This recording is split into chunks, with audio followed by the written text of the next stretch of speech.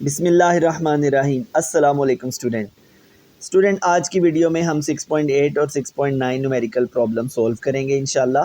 तो first of all आप 6.8 की स्टेटमेंट्स देख लें। अ 50 kilogram man move 25 steps up in 20 second, find his power if each step is 16 centimetre high. मतलब man का जो मैस है वो है 50 किलोग्राम और 25 स्टेप उसने अपवर्ड मूव करना है, जबकि हर स्टेप 16 सेंटीमीटर हाई है और ये काम 20 सेकंड में हो जाता है। हमें फाइंड क्या करना है? फाइंड हिज पावर, यानी हमें पावर फाइंड करनी है। तो पावर का फार्मूला आप जानते हैं, P is equal to work over time, ये पावर का फार्मूला होता है।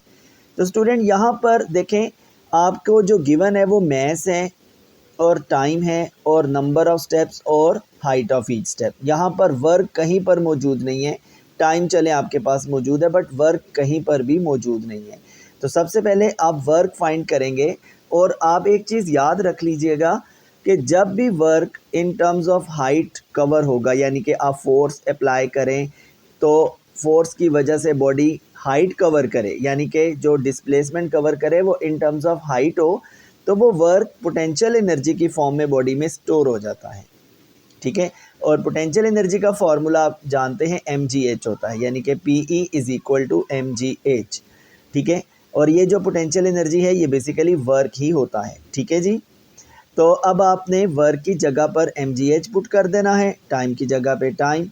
अब आपके पास देखें मैस मौजूद है, जी मौजूद है, बट हाइट अगेन आपके पास नहीं है।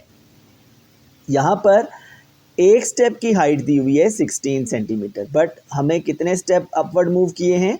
हम 25 स्टेप अपवर्ड मूव किए हैं।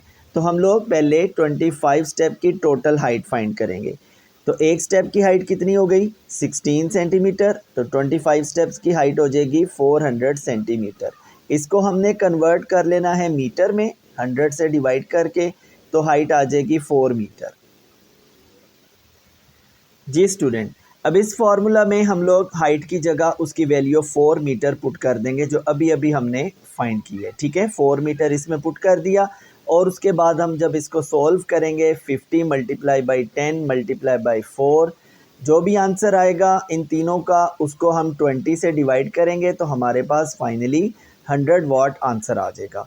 तो स्टूडेंट ये आपका फुल न्यूमेरिकल है, आप बेशक इसका स्क्रीनशॉट लेना चाहें तो वो भी आप ले सकते हैं। ये इसका सलूशन है, इस तरीके से इसको सॉल्व करना है। बस एक बात का ख्याल रखिएगा इसमें कि जब भी work in terms of height cover होगा या जब भी work in terms of height किया जाएगा, वो वर्क हमेशा पोटेंशियल एनर्जी की फॉर्म में बॉडी में स्टोर हो जाएगा। और पोटेंशियल एनर्जी का फॉर्मूला आप जानते ही हैं कि potential energy is equal to mgh। इसमें बस और कोई कॉन्सेप्ट नहीं था, सिंपल सा ये कॉन्सेप्ट है। वर्क की जगह पर जस्ट mgh का फॉर्मूला लगाना है और बस उसके बाद हाइट की वैल्यू फाइंड कर लेनी है। टोटल हाइट एक स्टेप 16 सेंटीमीटर का है तो 25 स्टेप जो है वो 400 सेंटीमीटर के हो जाएंगे। उसके बाद आप इसको मीटर में कन्वर्ट करेंगे और जस्ट वैल्यू पुट कर देंगे, सिंपल। ठीक है जी स्टूडेंट, अब हम न्यूमेरिकल 6.9 करते हैं। इसमें क्या है जी? Calculate the power of a pump which can lift 200 kilogram of water through a height of 6 metre in 10 second.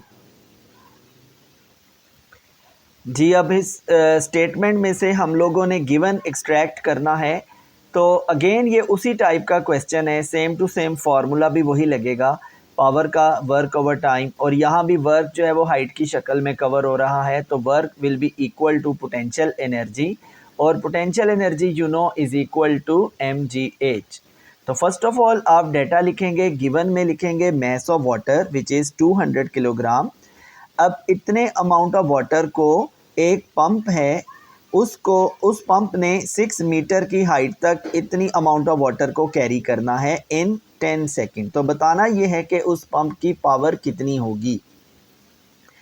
तो mass of water 200 kilogram, height 6 metre और time 10 second. Power of pump question mark मालूम करना है, formula लगेगा W/T। Again work done is equal to potential energy which is equal to mgh। तो W की जगह mgh put कर दिया जाएगा, टाइम अपनी जगह पर एज इट इज़। अब मैस क्या है 200, जी की वैल्यू 10 और एच क्या है 6 मीटर, ठीक है, और टाइम 10 सेकेंड। स्टूडेंट यहाँ पर एक चीज़ आपने देखनी है, मैस 200 किलोग्राम में दिया हुआ है, तो कुछ स्टूडेंट क्या करते हैं वो 200 किलोग्राम को ग्राम में चेंज कर लेते हैं। कोई ज़रूरत नहीं है आपको ग्राम को किलोग्राम से ग्राम में जाने की, यहाँ ऑलरेडी उसने एसआई यूनिट में क्वेश्चन दिया हुआ है, लिहाजा आपको यूनिट कन्वर्जन की कोई ज़रूरत नहीं पड़ेगी। जस्ट आप इसमें वैल्यू पुट करें 200 multiply by 10 multiply by 6 divided by 10, ये 10 इस 10 से कैंसिल हो जाएगा, 200 मल्टीप्लाई बाई 6 करेंगे तो 1200 वाट आंसर आ जाएगा। तो ये सिंपल सा एक क्वेश्चन था, ठीक है। ये इसका फुल फॉर्म आप देख सकते हैं, स्क्रीनशॉट लेना चाहें तो आप ज़रूर ले लें। तो इस तरीके से आप ये न्यूमेरिकल प्रॉब्लम सॉल्व कर लेंगे, ठीक है student. Thank you so much, अल्लाह हाफिज़।